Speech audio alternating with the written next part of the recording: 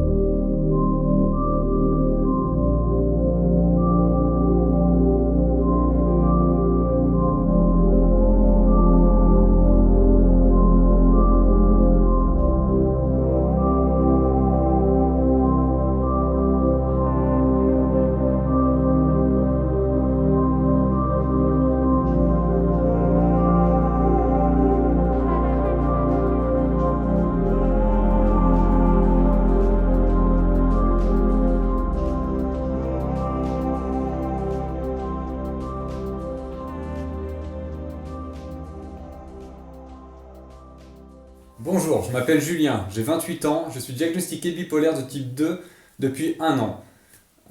J'ai accepté de faire ce témoignage parce qu'il me semble important que les gens qui sont bipolaires, comme moi et comme plein d'autres personnes, ne sont pas seuls et qu'il faut diffuser ce message qu'on peut s'en sortir.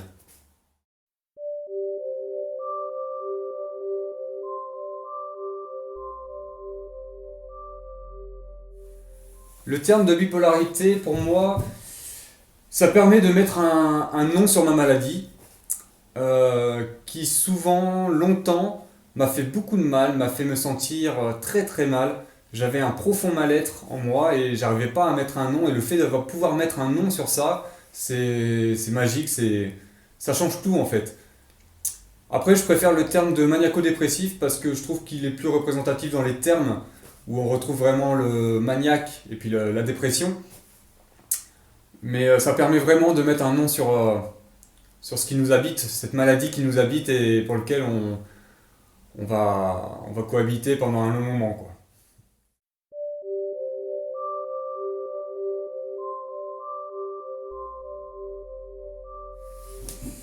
Alors pour moi, la bipolarité, c'est des hauts, des bas. Et ça se caractérise pas forcément, pour ma part, maintenant que j'ai un traitement, ça se caractérise plus forcément comme des très hauts et des très bas, mais c'est des choses qui sont plus subtiles.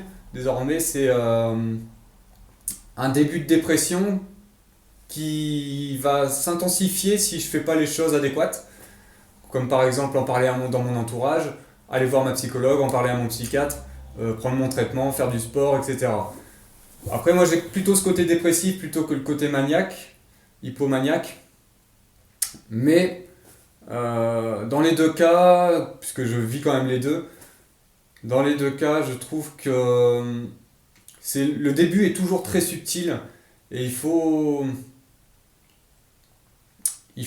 vraiment être en alerte, être attentif à ce qui se passe en nous afin de pouvoir détecter ce qui va se passer, quoi.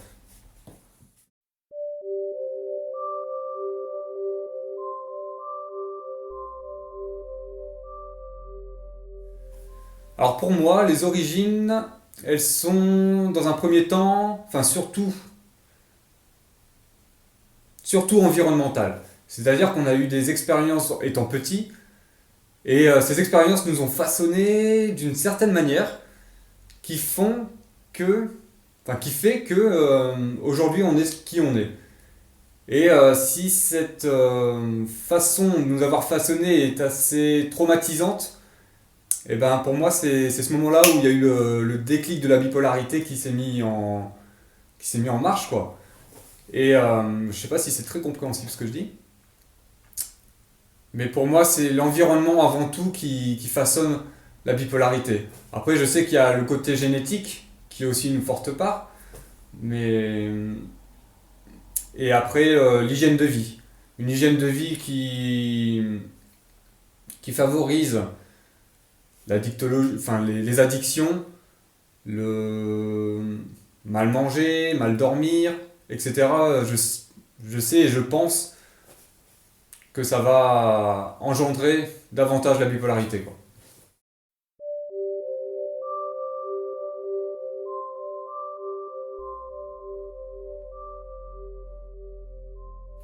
Moi personnellement, je le vis assez bien parce que j'ai un entourage qui est très présent, qui est très à mon écoute, qui est très bienveillant avec moi, parce que j'ai trouvé une psychologue qui me correspond totalement, parce que j'ai trouvé un psychiatre qui me correspond et qui est à mon écoute, parce que j'ai un traitement qui me convient.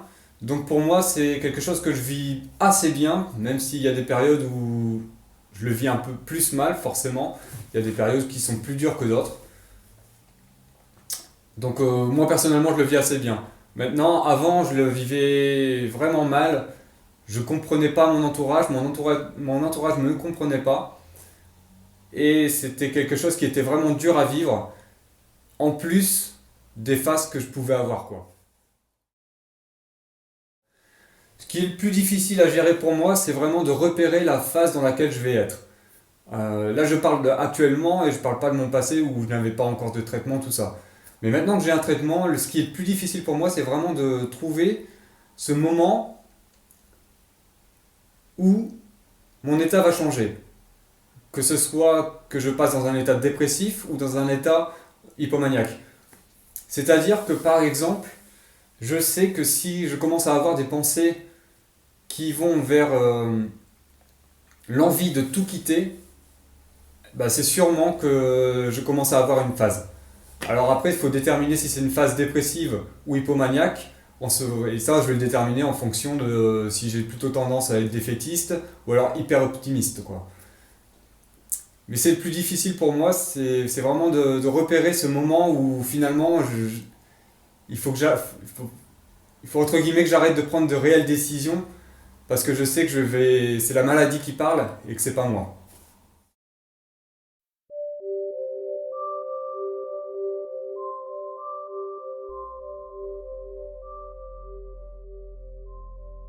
L'accompagnement de la personne qui souffre de troubles de bipolarité est hyper important. Alors que ce soit par les soignants et l'entourage. Pour moi, l'entourage joue énormément. C'est-à-dire que moi, ma femme, je lui dis tout. Je lui dis tout et sans ça, je ne serais pas aussi bien que je le suis aujourd'hui. Il y a aussi mes parents. Mes parents me soutiennent énormément sur tous les plans. Et ça, c'est pareil. Si j'avais pas ce soutien-là, ça serait beaucoup plus compliqué aussi. Pour moi, le meilleur accompagnement, déjà, c'est d'avoir un soutien euh, par des personnes bienveillantes. C'est-à-dire, c'est des personnes qui ne vont pas être dans le jugement, mais qui vont vraiment écouter la personne et favoriser la communication. Après ça, je pense qu'il est important de trouver un bon psychiatre, un bon psychologue et de trouver le bon traitement.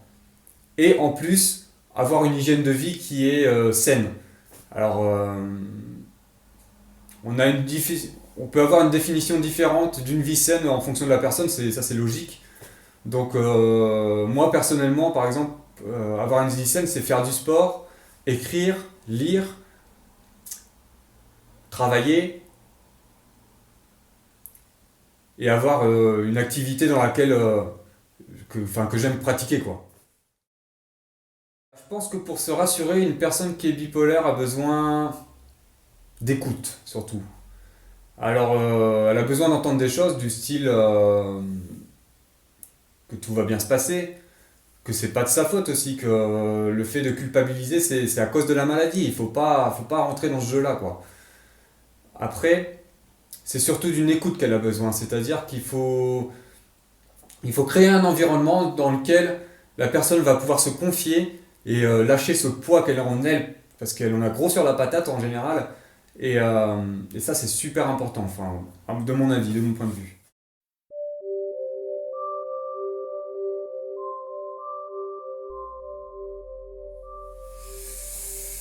Alors, peut-on guérir de la maladie? La science prouve que, enfin, la science dit que non, qu'on ne peut pas en guérir. Moi personnellement, j'en sais rien. J'aimerais dire l'inverse. Après, la science dit que non, et je suis plutôt du côté de la science pour le moment. Mais j'aimerais garder cet espoir qu'on puisse en guérir et que pour l'instant, on n'a pas encore trouvé ce, ce petit truc qui fait qu'on puisse en guérir, quoi. Après, aujourd'hui, on s'en rétablit. On, on peut être en rémission, comme on le dit, et puis vivre tout à fait normalement. Et vivre avec, bah, bien sûr, on vit avec et on peut avoir une vie dite classique, euh, avec un job, avoir une compagne ou un mari, euh, des enfants, tout ça. C'est quelque chose qui est possible. Alors, en fonction du moment où on se trouve dans sa maladie, c'est-à-dire que certaines personnes n'ont pas encore trouvé de traitement et ça peut être très dur parce que du coup elles sont énormément en dépression ou tout le temps en phase maniaque ou hypomaniaque, et c'est vrai que c'est beaucoup plus compliqué d'avoir une vie stable, de se construire une vie stable quand on est dans ces phases que, que lorsqu'on est en rémission, quoi. Après, ça paraît logique, mais c'est bien de le dire, quoi.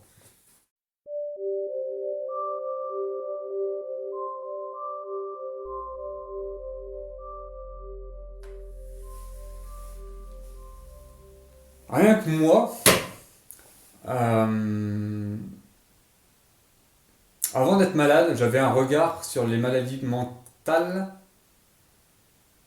qui était énormément dans le jugement. C'est-à-dire, je me disais, ah, cette personne-là, elle est pas normale, quoi. Et le fait d'être tombé malade, d'avoir découvert la maladie finalement, ça a tout changé en moi. Et après, je sais qu'il y a des personnes qui sont, je veux pas dire pire, mais qui ont un trouble qui est beaucoup plus important que le mien. Et du coup, faut faire attention à ce qu'on dit et de la manière dont on le dit. Mais la maladie est très stigmatisée, et dès qu'on parle d'une maladie mentale, on va dire qu'on est fou, ou il faut faut aller le mettre en hôpital psychiatrique chez les fous. Ça, on le dit souvent, et moi je le vois dans mon métier aussi, et les gens disent ça, et ça fait mal, hein, d'entendre ça, déjà. Et je pense que c'est faux, on n'est pas fou quand on va en hôpital psychiatrique, on a un trouble, on a un problème qu'on n'a pas demandé déjà. On a un problème qui est à vie et c'est déjà assez dur de le vivre comme ça. Alors je pense que oui, il y a une évolution à avoir à ce niveau-là parce que c'est quelque chose qui fait mal aux personnes et qui rajoute un poids supplémentaire à la maladie, quoi. Donc, euh,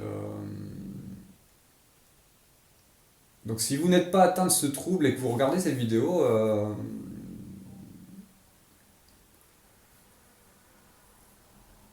bah c'est déjà que vous vous êtes intéressé au sujet et c'est super bien ça. Et rien que pour ça, je vous remercie, quoi. C'est c'est un bon pas, c'est cool.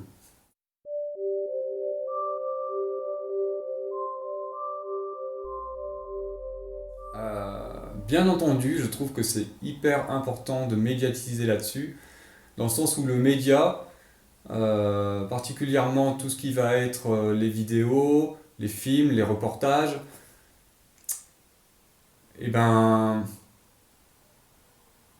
ça permet réellement de connaître la maladie et de se rendre compte que on a ce problème-là, mais on est normal, quoi. C'est hyper important de le dire. Et il y en a de plus en plus des vidéos comme ça, il y a de plus en plus de reportages qui permettent de déstigmatiser la maladie, qui permettent d'en apprendre plus, d'avoir plus d'informations, que ce soit pour les personnes qui sont aidantes, les personnes qui n'ont aucun rapport avec la maladie, mais aussi pour les personnes qui sont atteintes de ce trouble. Et c'est hyper important parce qu'il y a une mauvaise information qui tourne autour de ce trouble qui est énorme. Euh, Même en connaissant sa maladie, cette maladie, on se rend compte qu'on ne connaît rien. Et on en apprend tous les jours. C'est assez impressionnant ce qu'on peut savoir et du coup, quelles solutions on peut en tirer de cette connaissance, quoi. Ça, c'est super important. Ouais.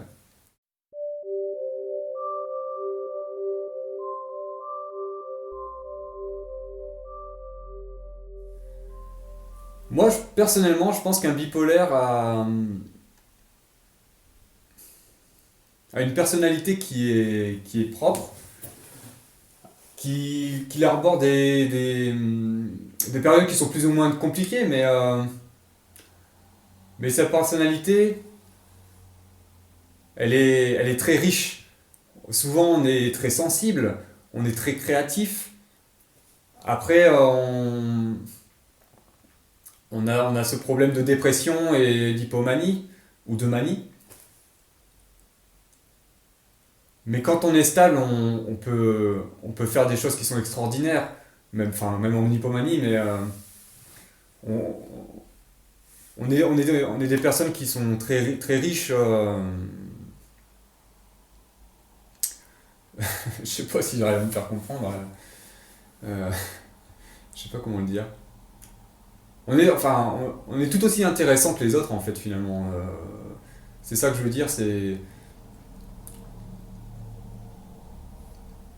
on est comme les autres, quoi.